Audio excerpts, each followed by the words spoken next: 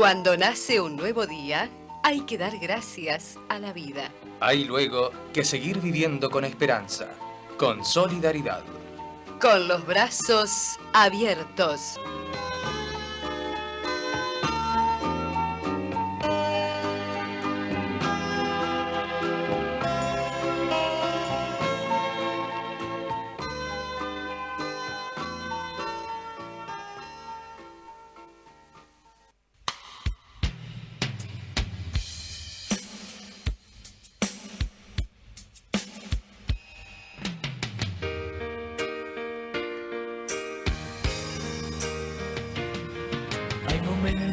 En que ya todo sale mal, te ilusionas por cosas que no son, y cuando cuenta de ello te das, sientes algo que no sabes explicar,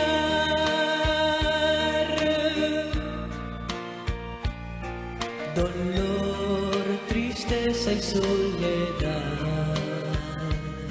Se derrumban todos tus sueños ya en esos momentos de ansiedad. Necesitas de alguien y su amistad. Allí es cuando tienes que llorar.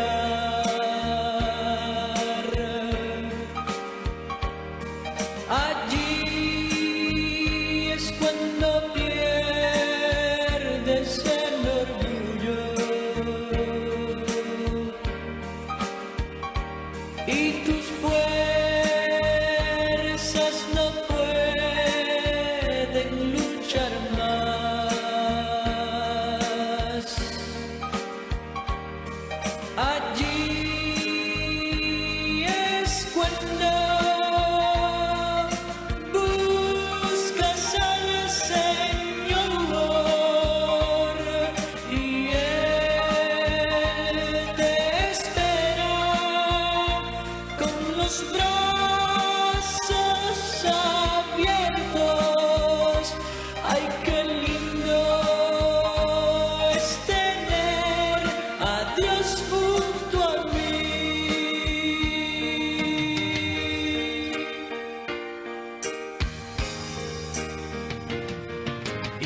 Buenos días, queridos amigos y oyentes de Con los Brazos Abiertos. Quien les habla, el diácono Miguel Sinola, les desea un muy feliz domingo en esta mañana fría pero hermosa mañana con un cielo totalmente despejado, diáfano. Pero es el frío normal, el frío del invierno, pero que calienta también este día luminoso, calienta el corazón de cada uno de nosotros. Les deseamos a todos un muy feliz domingo y una bendecida semana, en esta semana todavía de vacaciones, donde muchos están descansando o en familia, con los niños, con los nietos, con los sobrinos, paseando, disfrutando de estos días, que también son días de familia. ¿Qué tal, campaña? Siempre atento y agradecido por todo lo que estás haciendo y lo que te vas a tener que hacer todavía. Y hoy todavía estamos solos, está por llegar ya Laura y Pablo. Miguel se encuentra en Cerro Largo, en Los Pagos, con su familia, con sus hermanos, acompañándolo. Así que a todos un buen día.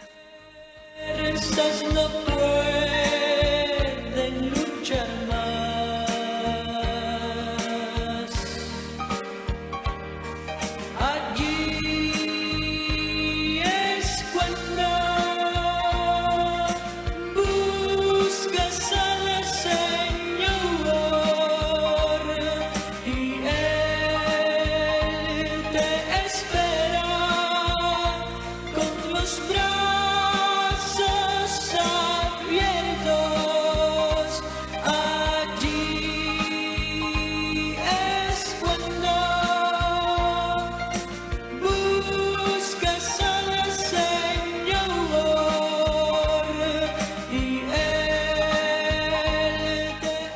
Auspicia este espacio Consultorios Médicos de Atención Preventiva San José, en Blanes y Gonzalo Ramírez, obra fundada al servicio de la comunidad por el Padre Vitale.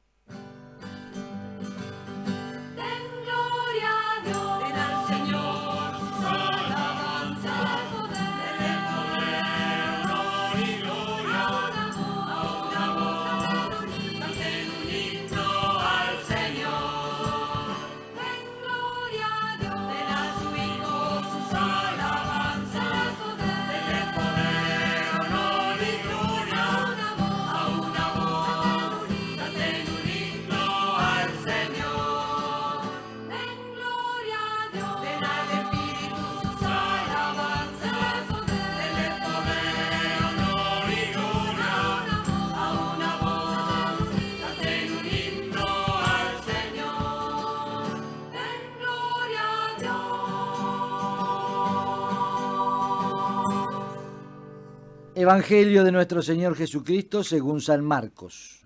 Jesús se dirigió a su pueblo seguido de sus discípulos. Cuando llegó el sábado comenzó a enseñar en la sinagoga y la multitud que lo escuchaba estaba asombrada y decía: ¿de dónde saca todo esto? ¿Qué sabiduría es esta que le ha sido dada y esos grandes milagros que se realizan por sus manos? ¿No es acaso el carpintero, el hijo de María, pariente de Santiago, de José, de Judas y de Simón? ¿Y su familia no vive aquí entre nosotros? Y Jesús era para ellos un motivo de escándalo. Por eso les dijo: un profeta es despreciado solamente en su pueblo, en su familia y en su casa. Y no pudo hacer allí ningún milagro, fuera de sanar a unos pocos enfermos, imponiéndoles las manos. Y él se asombraba de su falta de fe. Palabra del Señor. Queridos amigos, queridos oyentes de Con los Brazos Abiertos, sigue sorprendiendo la atención que está suscitando nuestro Papa Francisco. Los medios de prensa, los periódicos, las radios laicas, si se exceptúan los liberales, sí, los liberales no comparten, han recibido bien y han dado a conocer el mensaje de la encíclica que ha sacado Francisco, Laudato Si, sobre el cuidado de la casa común. Lo que ha molestado, sí, a los liberales es que el Papa cuestione su moral más profunda, que consiste en la ley del más fuerte, y su estilo de vida frívolo, consumista, marcado por la competitividad enfermiza y la desigualdad insolidaria que muchas veces aparece. El mensaje del Papa es sin duda profético. Nos habla a todos los hombres de buena voluntad, recordándonos el plan de Dios sobre la tierra, nuestra casa común.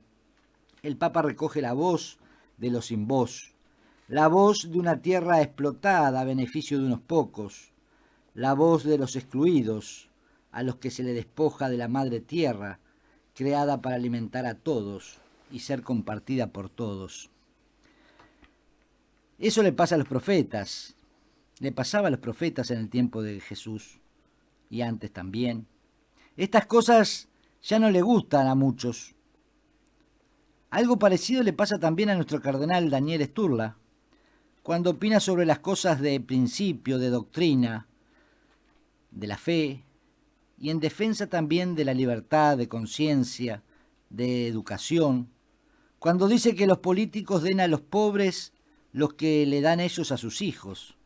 Y ahí aparecen voces atacando temerariamente y poniéndose en guardia. Pero lo que hacen ellos es lo que deberíamos hacer todos los cristianos bautizados, por ser profetas, sacerdotes y reyes. Profetas porque debemos anunciar y también denunciar, a tiempo y a destiempo. El rechazo lo experimentaron tanto Jesús como los demás profetas, como decíamos recién. En general se piensa que los profetas son innecesarios. Cada uno puede saber lo que Dios quiere de él sin necesidad de intermediarios, de mediadores. Y sin embargo, Dios a lo largo de toda la historia de la salvación ha elegido sus mediadores a través de los cuales ha hablado y actuado en la historia de la salvación. Muchas veces esos intermediarios no eran mejores ni superiores a las personas a las que le hablaban. Dios no los ha elegido por sus cualidades, sino por pura gracia. Los contemporáneos de Jesús tienen razón en señalar su origen humilde, modesto. No se ve por qué Dios se tenía que fijar en él. Por eso asombraban. Las resistencias de los vecinos de Jesús vienen del hecho de que les resulta una persona demasiado conocida, cercana, vulgar del pueblo. Reconocen en él una cierta sabiduría y ven algunos milagros, pero eso no es suficiente para que él sea el profeta, el Mesías, el Emmanuel, el Dios con nosotros, que trae la salvación de Dios. Dios tiene que salvar al hombre con medios más divinos. Jesús aparece a sus ojos como un hombre, un humano, demasiado humano tal vez. Ese ha sido el escándalo de la cruz que decía Pablo de Tarso, cuando formuló con tanta claridad: Dios ha escogido a los débiles para confundir a los fuertes. Los profetas están condenados desde siempre a predicar en el desierto, a confrontarse con la incredulidad de los contemporáneos, a verse desprestigiados, rechazados e incluso perseguidos e eliminados. El éxito no importa. Lo importante es que la palabra de Dios resuene en el mundo. Se sabrá que hay profetas, que hay personas que hacen presente a Dios en este mundo unidimensional. El éxito de la palabra no depende del profeta, sino del hecho de que es palabra de Dios. Es decir, una fuerza de salvación para el creyente. Es una fuerza de esperanza. La palabra realiza lo que anuncia. Por eso hay que seguir anunciando a Jesús, cueste lo que cueste. Como veíamos el domingo pasado, Pedro y Pablo, a uno le costó la cruz, a otro le costó la cabeza. Aunque tengamos la impresión de que predicamos en el desierto, la palabra se abrirá camino en el corazón de los hombres. Sembrar la semilla y ya brotará con el tiempo. Pero siempre hay que sembrar. Hay que tener fe en la palabra y creer también en el hombre. La incredulidad no es el patrimonio de unos pocos, como tampoco lo es la fe. Fe e incredulidad conviven en el corazón de cada uno. Tan solo la escucha de la palabra y la adhesión a Dios son capaces de ir transformando nuestro corazón de piedra.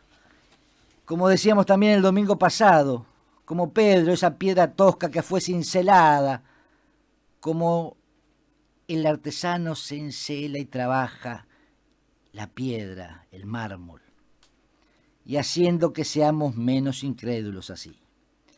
Toda la iglesia, todos los cristianos estamos llamados a ser profetas en nuestro mundo, a través de nuestras palabras, pero sobre todo a través de nuestras obras. Estas deben ser como el sacramento que hace presente a Dios en nuestro mundo.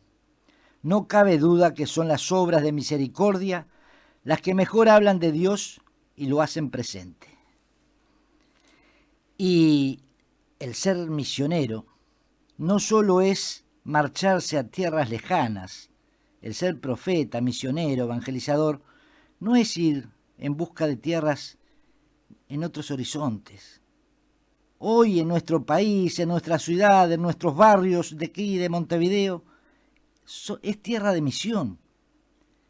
Tierra de misión, porque están nuestros hermanos, nuestros vecinos, carentes del anuncio de la buena noticia, que es verdad, que es esperanza y que es amor.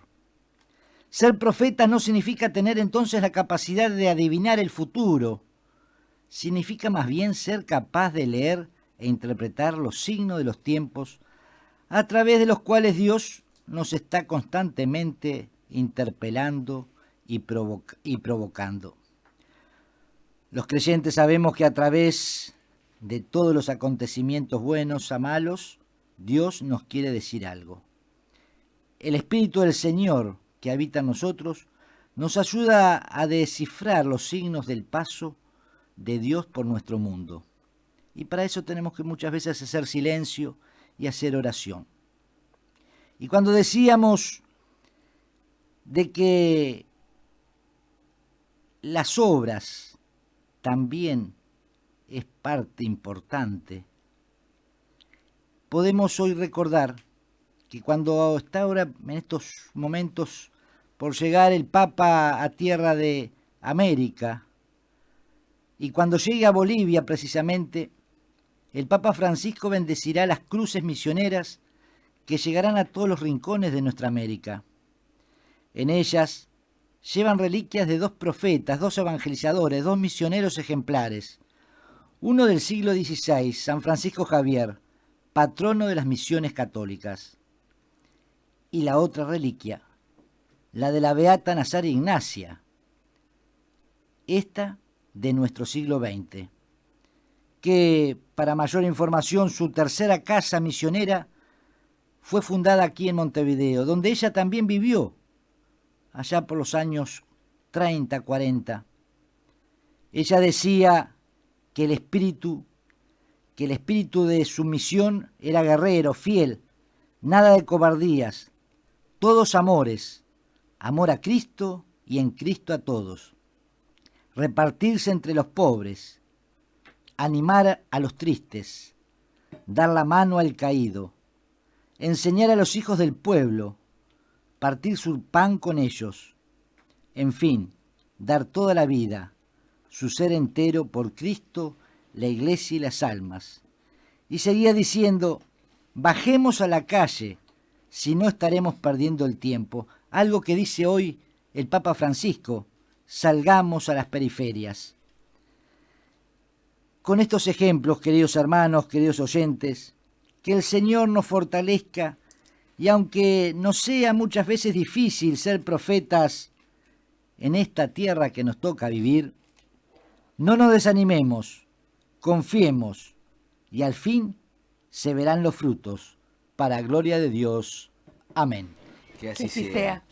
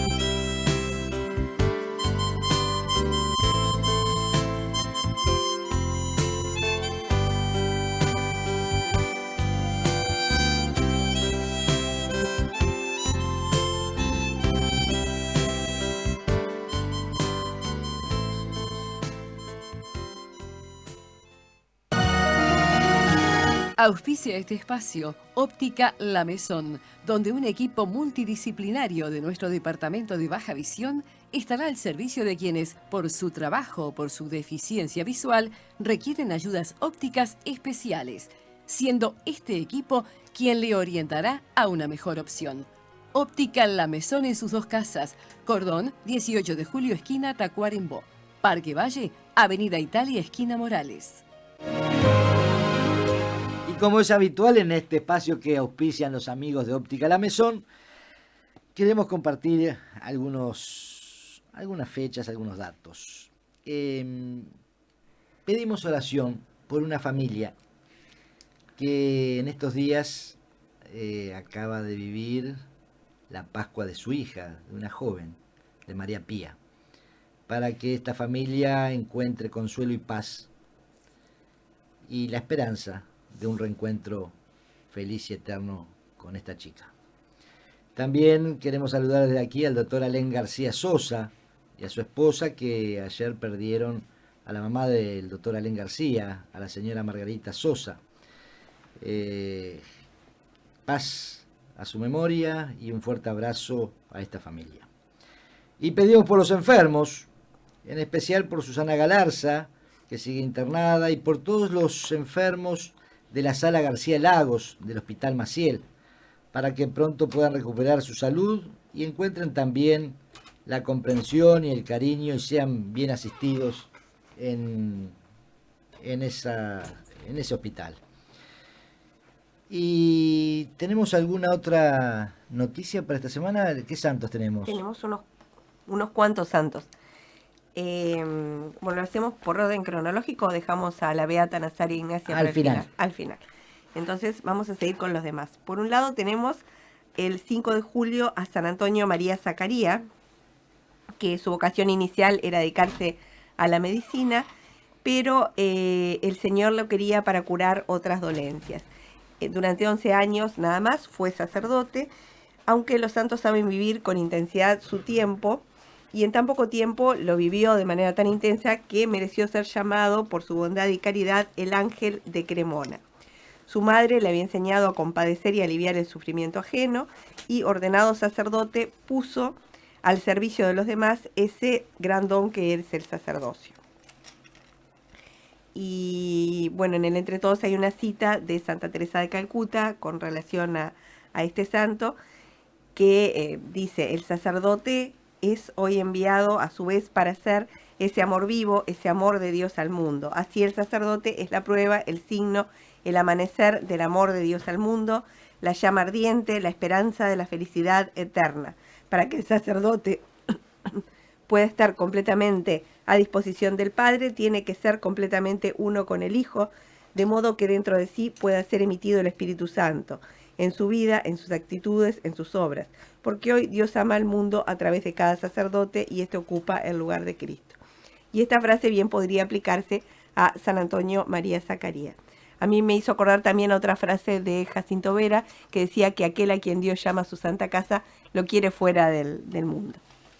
El 6 de julio es la fiesta de Santa María Goretti, una santa italiana del siglo XX, mártir de la pureza, que murió brutalmente atacada defendiendo su castidad.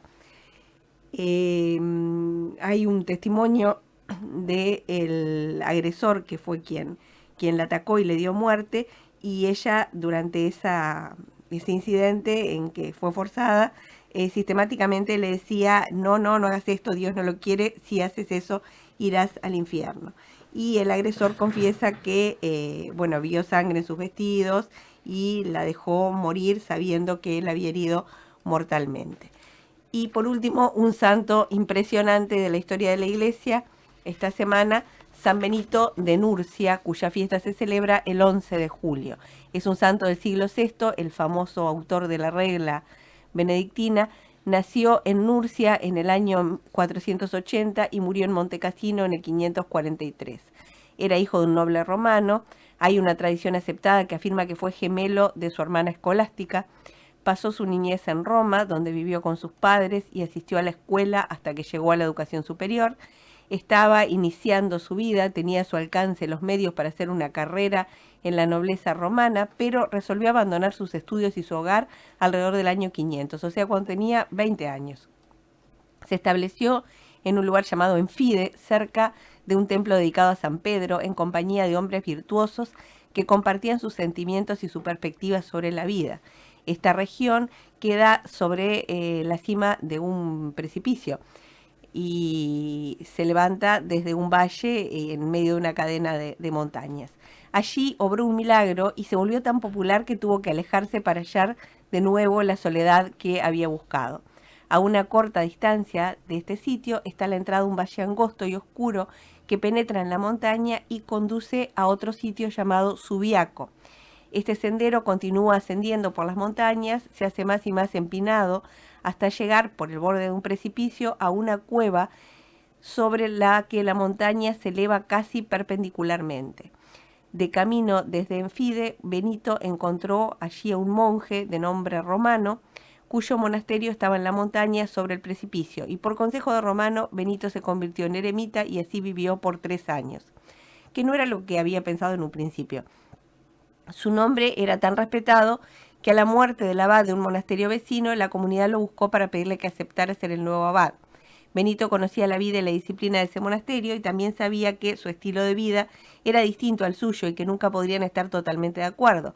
Pero luego de un tiempo, como le insistieron mucho, aceptó. Y la experiencia fracasó, por lo tanto Benito volvió a esa cueva donde estaba viviendo como eremita. A partir de ese tiempo sus milagros se hicieron más frecuentes y muchas personas, atraídas por su santidad y su carácter, llegaron a Subiaco para ponerse bajo su guía. Personas de todo tipo, desde humildes hasta cardenales, eminencias, gobernantes. Benito construyó 12 monasterios en el valle para acomodar a quienes quisieron quedarse junto a él. En cada uno de ellos puso un superior con 12 monjes y él vivía en el monasterio número 13 con unos cuantos de los que él consideraba que su presencia sería más útil y podrían ser instruidos mejor. Y él se convirtió en el abad y el padre de todos. El resto de la vida de Benito fue dedicada a llevar a cabo el ideal del monasticismo, que nos ha dejado plasmado en su famosa regla. Ella fue escrita para seglares, no para clérigos. No era el propósito de San Benito establecer una orden de clérigos con obligaciones y funciones clericales, sino una organización y unas normas apropiadas para la vida doméstica de los seglares que quisiesen vivir en la forma más plena posible la vida sugerida por el Evangelio. Mis palabras, dice San Benito en el prólogo, se dirigen a ti, que renunciando a tu propia voluntad, te revistes de la fuerte y brillante armadura de la obediencia para pelear por nuestro Señor Jesucristo, nuestro verdadero Rey. San Benito no solo es un gran inspirador de quienes leen su regla con sentido religioso, sino también es un gran inspirador de todos aquellos que emprenden actividades empresariales o actividades organizacionales de todo tipo, porque realmente la regla de San Benito es una maravilla, recoge las mejores prácticas que hoy se están aplicando, obviamente que hay que leerla entendiendo lo que fue su época, pero nuestra época tiene cosas bastante parecidas a la de San Benito, porque San Benito vivió cuando había caído el Imperio Romano, ese Imperio Romano muy corrupto, donde gran parte de la corrupción tenía signos similares a los que hoy estamos empezando a cultivar como mejores prácticas, como cosa políticamente correcta. Bueno, en ese mundo post-Imperio Romano, San Benito creó estas reglas que, entre otras cosas, fueron parte de las herramientas que permitieron que hoy nos llegaran a nosotros toda la riqueza del conocimiento de los griegos, de los antiguos griegos, de los filósofos griegos, llegaron a nosotros gracias a que católicos, siguiendo la regla de San Benito, monasterio de San Benito, los transcribieron y los conservaron y gracias a eso hoy lo tenemos. Y bueno, podríamos hablar horas, podríamos dedicar todo el programa a San Benito, pero redondeando, si bien la regla prohíbe estrictamente la propiedad privada, en el concepto de San Benito, en el concepto que San Benito tenía de la vida monástica, no entraba el que los monjes, como cuerpo, debieran desprenderse de toda riqueza y vivir de las limosnas de los fieles. Su propósito era más bien limitar los requerimientos individuales, aquello que es estrictamente necesario y simple. La idea benedictina de pobreza, y esto es muy interesante, es muy distinta de la franciscana. Los benedictinos no hacen un voto explícito de pobreza, su único voto es de obediencia según la regla. El monje individual debe ser pobre, pero el monasterio debe estar en condiciones de dar limosnas y no obligado a recibirlas. Hay que aliviar al pobre, vestir al desnudo, visitar al enfermo, enterrar a los muertos, auxiliar a los afligidos, acoger a los forasteros. Y para eso se necesita estar en una buena posición. Que las cuentas cierren es una condición necesaria para cualquier emprendimiento, aunque no es el fin de cualquier emprendimiento. Eso en definitiva es lo que dice San Benito. Exacto, es una filosofía diferente, ¿no? Una premisa de partida diferente. hay una cosa que siempre permaneció como una característica inmutable de las casas benedictinas. Sus miembros aceptan cualquier tipo de trabajo que se adapte a sus circunstancias peculiares. Por ejemplo, como decía Pablo, los copistas, los famosos copistas, a quienes le debemos que las obras de la antigüedad grecorromana hayan llegado hasta nuestros días. Que eso refiere al gobierno corporativo. Digo, hoy, y sobre todo los uruguayos, donde cada cual quiere hacer, ser autónomo y hacer lo que quiere, la regla de San Benito nos dice, si estamos en una organización, sigamos los que nos pide la organización, pongámonos a servicio de esa organización, con toda humildad y con todo nuestro sacrificio. En ninguna labor es ajena al benedictino, con la condición de que sea compatible con la vida comunitaria y con el rezo del oficio divino, porque la oración era fundamental dentro de la vida de los benedictinos. Es fundamental dentro de la vida de los benedictinos. Poco antes de su muerte se menciona por primera vez a esta hermana escolástica de la que habíamos hablado al principio. Se dice que cada tanto ella venía a visitarlo y se reunían en una casita allí cercana del monasterio. Y un día en que el cielo estaba tan claro que no se veía ninguna nube, la hermana le pidió a San Benito que pasaran la noche juntos, conversando, pero él no quería ceder porque tenía que volver para cumplir con sus deberes. Entonces Escolástica se puso a rezar y súbitamente se desató una terrible tormenta que impidió salir del lugar a Benito y a los monjes que lo habían acompañado. 3 días después, San Benito observó cómo el alma de su hermana, separada de su cuerpo en forma de paloma, ascendía al cielo, y el mismo santo predijo el día de su propia muerte, que ocurrió el 21 de marzo del 547, unos pocos días después de la muerte de su hermana. Y nos queda por último la Beata Nazaria Ignacia. Antes de pasar a hablar de la Beata Nazaria Ignacia, vamos a saludar desde aquí al cardenal Daniel, que ayer fue su cumpleaños. Ayer fue su cumpleaños, sí. Y pedir a todos, damos gracias a Dios por su vida, pero también a pedir al Señor que lo siga fortaleciendo en esta ardua misión que le toca cumplir en este pedazo de pueblo de Dios, que tantas veces es tan indiferente y tan ingrato para trabajar como misionero y como profeta. Y que en estos últimos días, como decíamos recién, le han empezado a tirar algún cascotazo, pero que eso no le impida ser cada vez más fuerte. Y también pedimos, como siempre, que colaboren, que se unan a este programa a través de la cuenta Habitat 26434. Se necesita su colaboración para poder mantener este programa en el aire, y que nos sigan en Facebook poniendo me gusta en Con los Brazos Abiertos X22 Radio Universal. Cada día son más los que están comunicados con nosotros a partir de esos dos medios, y se los agradecemos mucho. Y está llegando en estos momentos el Papa a tierra de Ecuador. Ya está, parece, para aterrizar. Vamos también a orar por él, para que sea esta misión que va a vivir estos días acá, en estos días en La Paz, después a Santa Cruz de la Sierra y más tarde después a Paraguay, para que sabemos que hay muchos uruguayos que van a ir a Paraguay.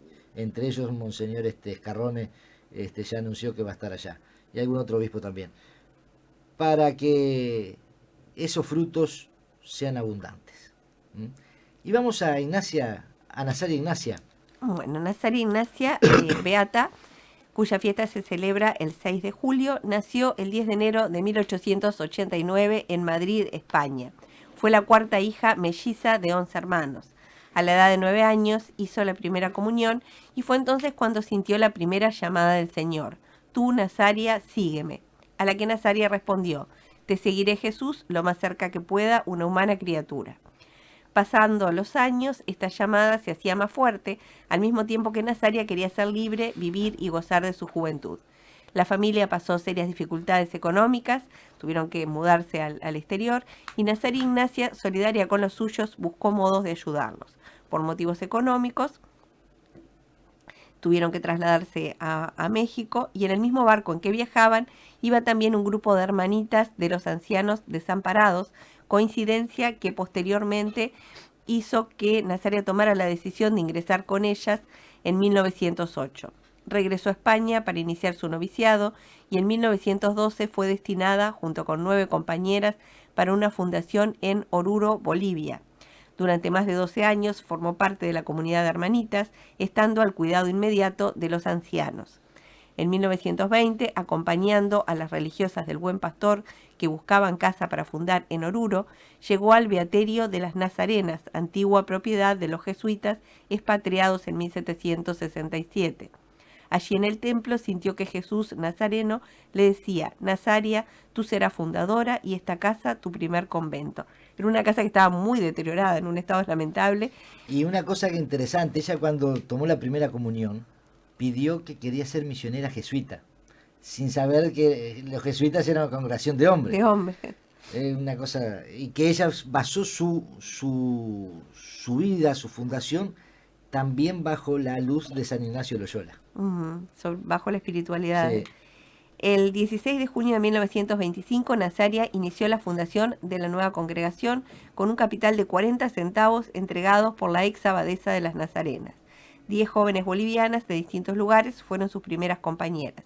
Con ellas se iniciaron las primeras obras misionales era un lugar de minas, en la zona de las minas. El 9 de junio de 1947, el instituto recibió la aprobación definitiva de las constituciones y el nombre de Misioneras Cruzadas de la Iglesia, cuando ya Nazaria Ignacia había vivido su Pascua. Según las constituciones, escritas por la madre Nazaria Ignacia, el Instituto de las Misioneras de la Cruzada Pontificia tiende a realizar la acción social de la mujer con la mayor perfección posible y tiene por fin especial la difusión del catecismo entre niños y adultos, y quiere como distintivo característico suyo ser reconocido por su particular unión con el Santo Padre. Y es así como, con el carisma, impulso y la vida de Nazaria Ignacia, atendían a niñas abandonadas, visitaban a los presos, catequizaban en las parroquias y en los cuarteles, preparaban las visitas pastorales en las minas y en los campos, buscaban la promoción de la mujer a través de la profesionalización y la defensa de sus derechos, con la fundación en Bolivia del primer sindicato de obreras de América Latina, casi nada.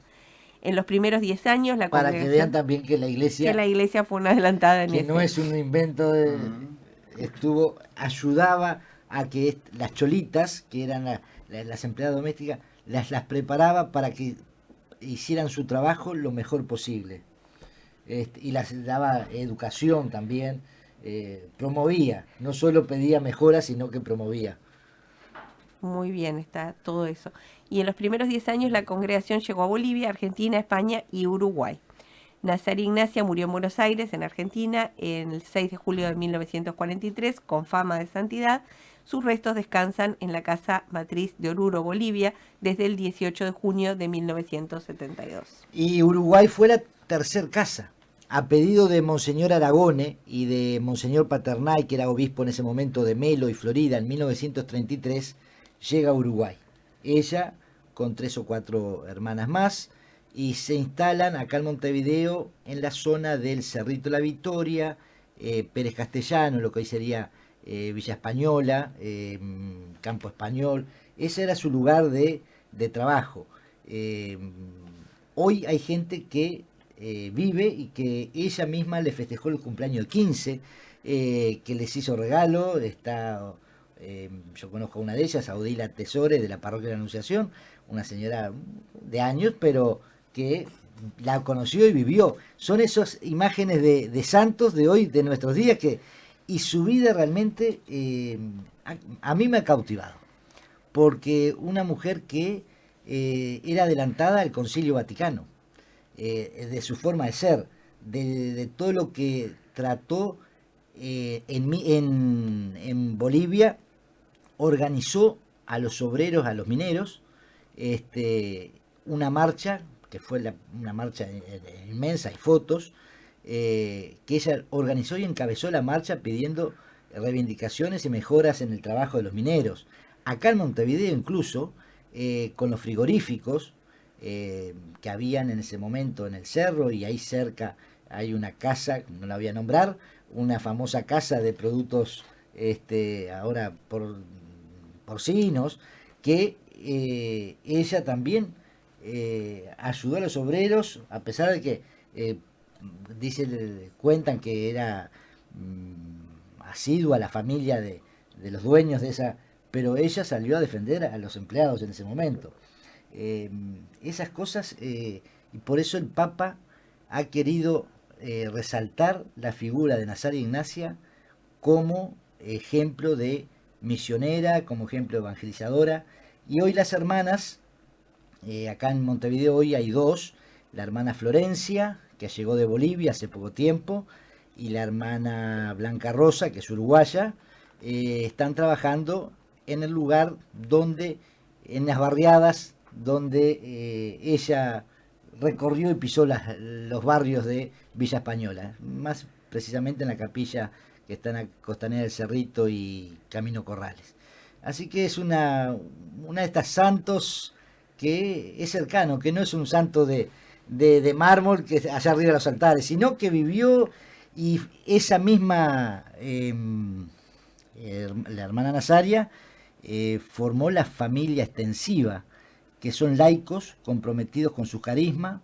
Además se le llama la obra total, que la forman las hermanas misioneras, seglares, consagradas, que ahora vienen a hacer una misión a Montevideo, lo harán en la próxima semana, y laicos, que es la familia de Nazaria Ignacia, y los sacerdotes, diáconos, seminaristas, amigos del carisma. Todo ese grupo de gente forman la obra total que ella tanto decía que tenían que bajar a la calle, salir, embarrarse para estar cerca de aquellos que sufren, pero también promoviendo.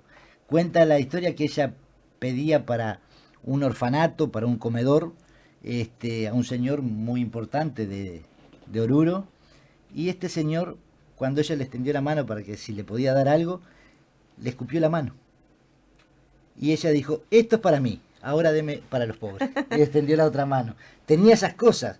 Una mujer que murió joven, con 53, 54 años, pero que fue sumamente activa. La Cuarta Casa la fundó en España, en plena guerra civil, donde ella estaba a punto de ser fusilada.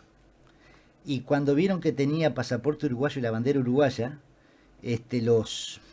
los que la iban a fusilar se acobardaron y dijeron no, porque a poco tiempo antes habían matado a Dolores y a Consuelo. Uh-huh. Y como Uruguay ya había roto relaciones diplomáticas, estaba en conflicto, se asustaron y la largaron. Y el cónsul uruguayo de ese momento la recibió en su casa hasta que la pudo sacar de España. Así que con Uruguay estuvo muy relacionada, con Montevideo también, y antes de morir, ella murió en julio. En febrero, marzo, quiso venir a Montevideo. Así que por eso es una de las beatas o santas que no se conoce. Muchos en Montevideo no conocen la vida de esta mujer, que es hora de que se conozca, ya que a veces conocemos tantas cosas de tantos. Cosas, y además es una historia muy reciente, muy cercana, donde todo el mundo habla de la Guerra Civil Española, la famosa Guerra Civil Española, y hay toda una imagen distorsionada y un poco romantizada de quiénes eran los buenos y quiénes eran los malos en el tema. Se sabe muy poco de la historia real en sí, porque hay intereses de por medio que la desvirtúan. Entonces, a través de estos ejemplos que son personas de carne y hueso que pasaron por esa historia, que la vivieron, de repente también de las personas mayores que tuvieron las noticias en el momento que estaba ocurriendo, es bueno retomarlo para realmente entender cuáles son nuestras raíces, porque a veces tenemos una confusión en cuanto a nuestras raíces, que no sabemos de dónde surgió todo, por qué somos lo que somos hoy, y que al no tener claro de dónde partimos, no tenemos claro hacia dónde vamos, ¿no? Realmente yo ayer de noche pasé casi toda la noche leyendo un libro de ella, de la vida de ella, fabuloso, y muy devota a la Virgen del Pilar. Y además murió en el Hospital Rivadavia atendida por las hermanas del Huerto, y dicen que cuando hicieron la posición para declara también Monseñor Aragone, cartas de Monseñor Aragone, que la recibió diciendo que era una santidad para no solo para Uruguay, sino para toda América. Ya desde ese momento, 1940, 39, ya tenía fama de ser una mujer, a pesar de que sufrió mucho y que le hicieron mucha guerra, pero tuvo siempre jesuitas y todo que la apoyaron, y obispos que la apoyaron. Así que es una vida interesante de nuestros días, prácticamente. Porque hay gente, como yo le digo, que la conoció, que la tocó, que vivió con ella. Y casi nuestra identidad uruguaya, ¿no? Nuestra identidad como pueblo, el haber cultivado toda esa gente que vino a dar tanto a nuestro país. A nuestro país. Vamos a la primera tanda y venimos.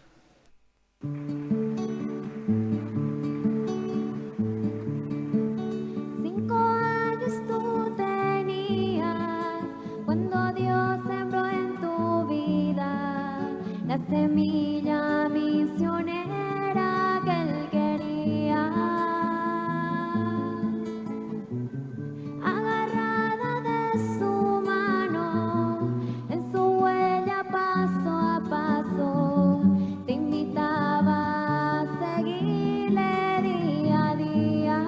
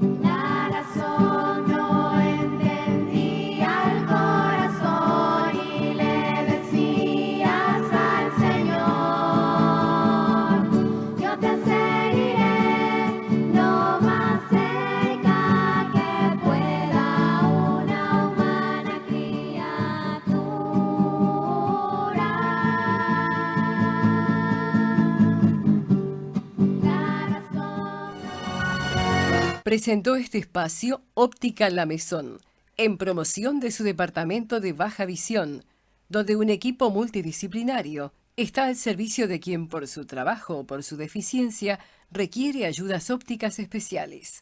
Óptica La Maison, desde 1928 a su servicio en sus dos casas, Cordón, 18 de julio, esquina Tacuarembó, y Parque Valle, Avenida Italia, esquina Morales. José Aldao, Sociedad Anónima, para Ornimans, desde siempre, el nombre del té. ¿No oye? Venga a Maico, especialistas en audífonos, 18, frente al Entrevero. Consulte a su médico. Instituto de Capacitación del Centro de Viajantes y Vendedores de Plaza, en la enseñanza para el empleo desde 1952. Cursos: marketing personal, atención al cliente, fundamentos de la venta, marketing para la venta y supervisión de ventas.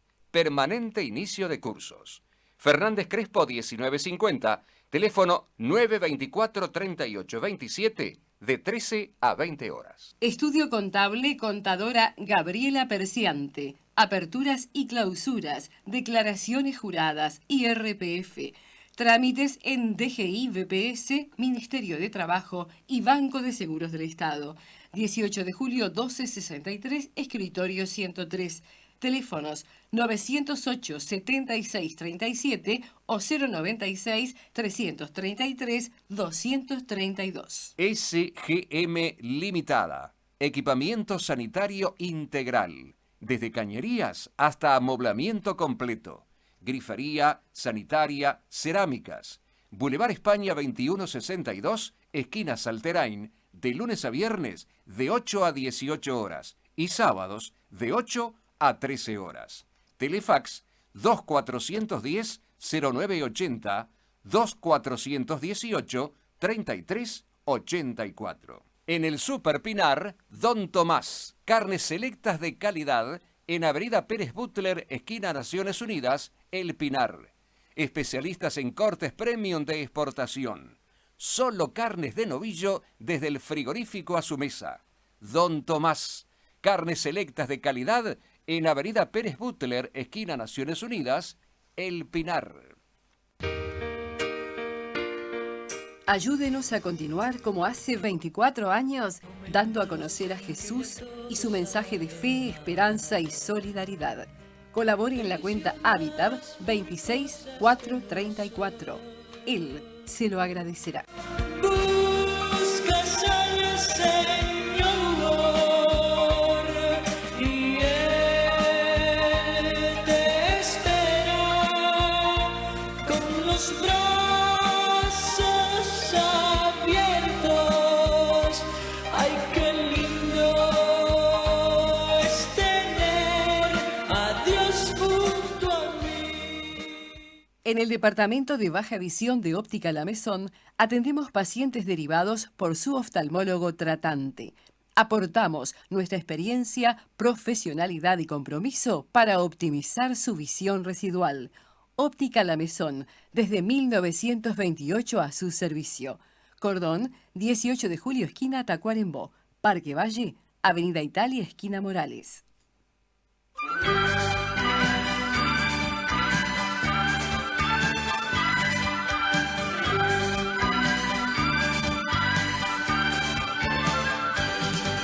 La iglesia se está cayendo, ya ves, sus muros rotos están. Así le habló a Francisco el Señor en la ermita de San Damián. Yo puedo cerrar sus grietas, Señor, mis manos te ayudarán. Verás que limpia y hermosa estará nuestra ermita de San Damián. Iglesia humana y divina la ve, que luz y sombra esta vez, viviendo el evangelio, más pobre y libre de ser. La iglesia humana y divina la ve, que luz y sombra esta vez, viviendo el evangelio, más pobre y libre de ser.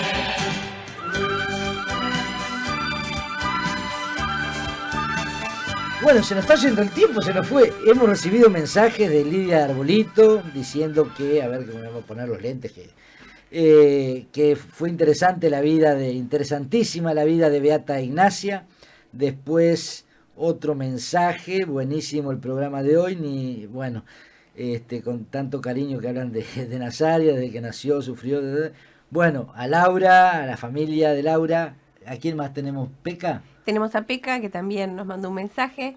A Laura Porreta desde Buenos Aires, Estela, bueno, muchos mensajes hemos recibido en esta mañana, así que Dios nos bendiga y que Nazaria Ignacia interceda por cada uno de nosotros también. Ahí está, y en un saludo también incluir a la gente de la parroquia del Cordón, al equipo encabezado por Ana María La Maison, que ayer estuvimos toda la tarde en una actividad muy linda, recaudando fondos para la restauración del templo, en ese equipo liderado por Ana María, que está haciendo cosas muy lindas. Un puntal. Sí, que está muy lindo, el templo está quedando muy lindo, y bueno, se necesita mucho dinero, así que gracias a todos los que fueron y a seguir colaborando. Y nosotros, si alguien quiere hoy de tarde jugar un bingo, también en la parroquia de la Anunciación, en Cerrato y Corumbé, a las 2:30 de la tarde tenemos un bingo, chocolate, tortas fritas y pasar un buen rato. Así Ahí que bienvenido sea, porque también estamos necesitando algunos fonditos para hacer varios arreglos que hay que terminar de hacer. Ahí está. Y bueno, ya nos despedimos, pero dejándoles para que lo vayan incluyendo en su agenda una invitación para el 2 de agosto, que se va a celebrar una misa en la catedral con algunas sorpresas.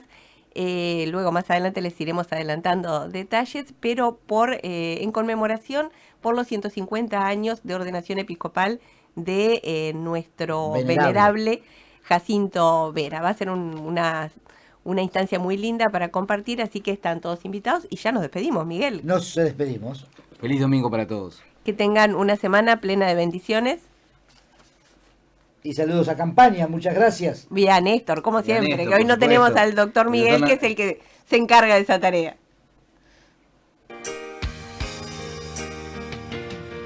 Y cuando se vuelve al Señor, Y que la bendición de Dios Todopoderoso, que es Padre, Hijo y Espíritu Santo, descienda sobre cada uno de ustedes y muy especialmente en nuestros queridos enfermos, en aquellos que están privados de la libertad, en los que se sienten o están solos, en los que tienen pensamientos suicidas y en aquellos también que están sufriendo la pérdida de un ser querido. Para todos, la paz, el amor y el consuelo de nuestro Señor Jesucristo. Hasta el próximo domingo, Dios mediante. allí es cuando tienes que llorar. Allí es cuando pierdes el orgullo. y tus fuerzas no pueden luchar más. Auspició este espacio Sanitaria Integral SGM Limitada. Cuando nace un nuevo día, hay que dar gracias a la vida. Hay luego que seguir viviendo con esperanza, con solidaridad. Con los brazos abiertos.